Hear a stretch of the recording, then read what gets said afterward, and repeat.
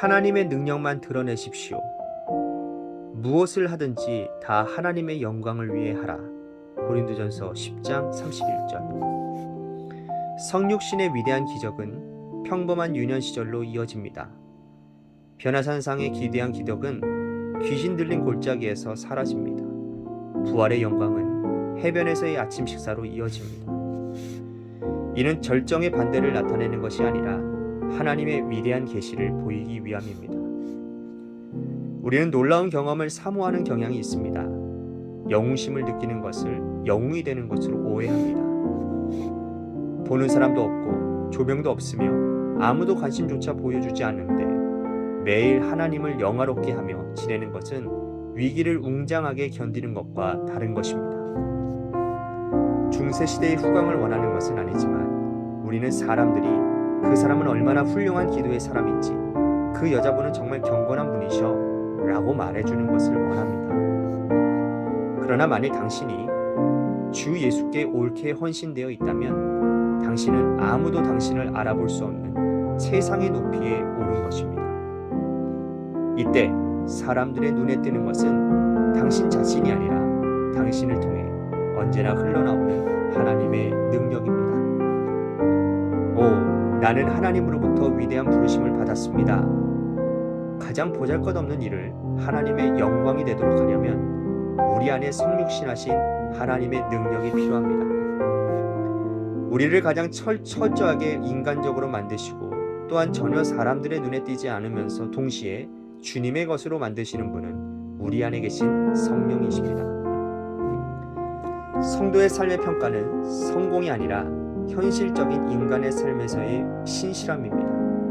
우리는 사역에서의 성공을 목표로 삼으려고 하지만 진정한 목표는 우리의 삶을 통해 하나님의 영광을 드러내는 것이어야 합니다. 이는 인간적인 조건 속에서 그리스도와 함께 하나님 안에 감추어진 생명으로 살아가는 것을 의미합니다. 우리의 모든 인간관계는 하나님의 이상적인 생명이 드러날 수 있는 현실적인 조건들입니다.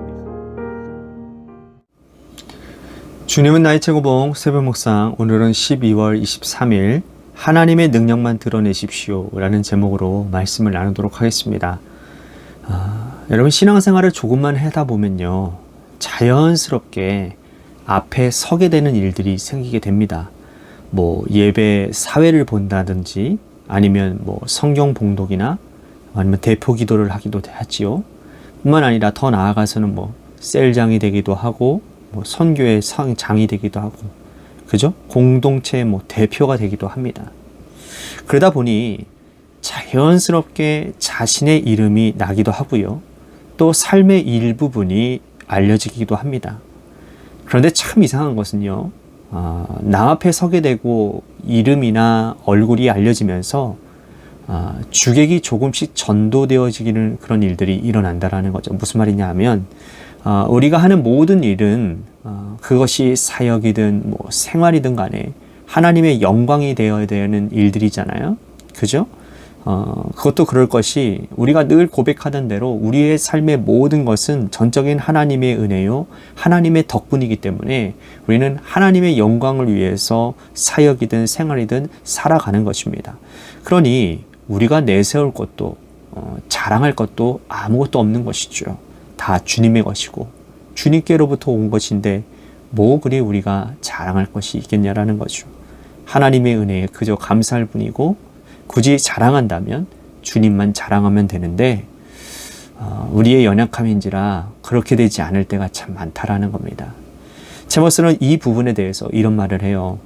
우리가 중세시대의 호강을 원하는 것은 아니지만 우리는 사람들이 그 사람 얼마나 훌륭한 사람인지, 기도의 사람인지, 그 여자분은 정말 경건한 분이셔, 이렇게 말하는 것을 원한다라는 겁니다. 여러분들은 안 그러십니까?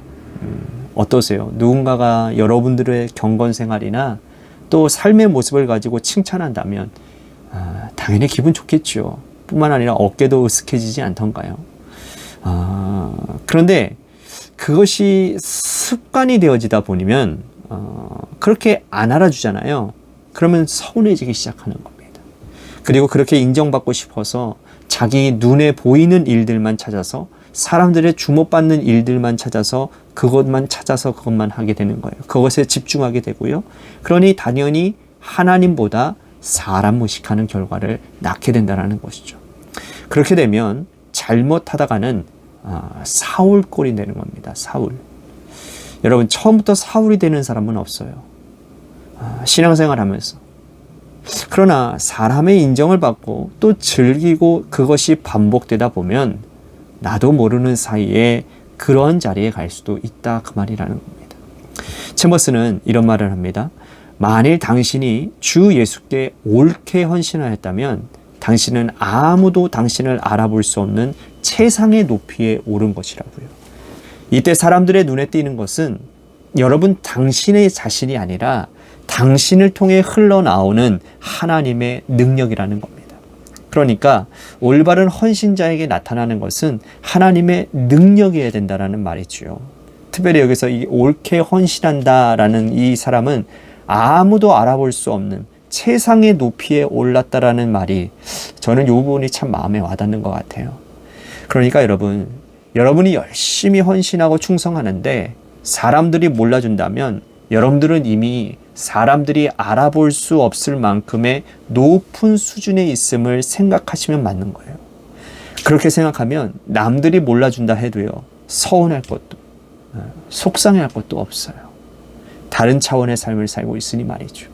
그리고 그렇게 사는 여러분들을 통해 하나님의 놀라운 능력과 역사가 나타나게 되는 것입니다. 여러분, 분명히 하나님의 사람은요, 사람을 통해서 역사하십니다. 하나님은. 제가 여러 번 말씀드렸죠. 그런데 어떤 사람을 통해서 역사하시느냐 하면 이렇게 주님께 옳게 헌신되어 사람들이 알아주지 않아도 되는 만큼의 그 수준의 사람들을 통해서 하나님은 능력을 나타내시고 역사를 나타내신다라는 거죠. 여기서 우리들이 착각하지 말아야 될 것은 그러한 삶을 산다라는 것이 어떤 특별한 삶이라든지 어떤 영웅적인 삶을 사는 것을 말하는 게 아니다라는 점입니다. 지극히 평범한 삶, 매일의 삶에서 동일하게 반복되어지는 일상을 잘 소화내어지는 삶이 바로 그러한 신앙인의 삶이라는 거예요. 하나님께 쓰임받는 그러한 신앙인의 삶 말입니다. 그래서 챔버스는 이렇게 말을 하지요. 성도의 삶의 평가는 성공이 아니라 현실적인 인간의 삶에서의 신실함이라고 해요. 신실함. 우리는 사역을 통해서 성공을 목표로 삼으려고 할 때가 참 많아요. 하지만 진정한 목표는 뭐냐? 우리의 삶을 통해 하나님의 영광을 드러내야 되는 것이라고 말을 하는 겁니다. 그렇습니다. 하나님의 영광을 드러내는 것을 어떠한 특별한 일이나 사건을 통해서 일어나는 것이 아닙니다. 평범한 일상에서 주님 닮은 모습으로 흔들리지 않는 믿음으로 늘 동일한 그 신실함으로 살아가는 것, 그것이 바로 하나님의 영광을 드러내는 것이고 하나님의 능력이 나타나는 삶이라는 거예요. 여러분, 우리의 삶은 누군가가 알아주던 알아주지 않던 하나님의 자녀로 하나님의 영광을 위해 사는 삶이어야 합니다. 매일의 삶이 여러분 사명자의 삶이고요. 매일의 삶이에요. 매일의 삶이 사명자의 삶이고요. 일상의 삶이 사역자의 삶입니다. 이 사실을 늘 여러분들이 기억하면서 여러분들이 처해진 상황과 또한 여건에서 그리스도인답게 하나님 나라 시민권 가진 자답게 사시기를 바라겠습니다. 그래서 그런 여러분들의 삶을 통해 하나님께서 영광 받으시고 하나님의 능력만 나타나는 아름답고 복된 인생들이 되시기를 주님의 이름으로 간절히 축복하겠습니다. 아멘.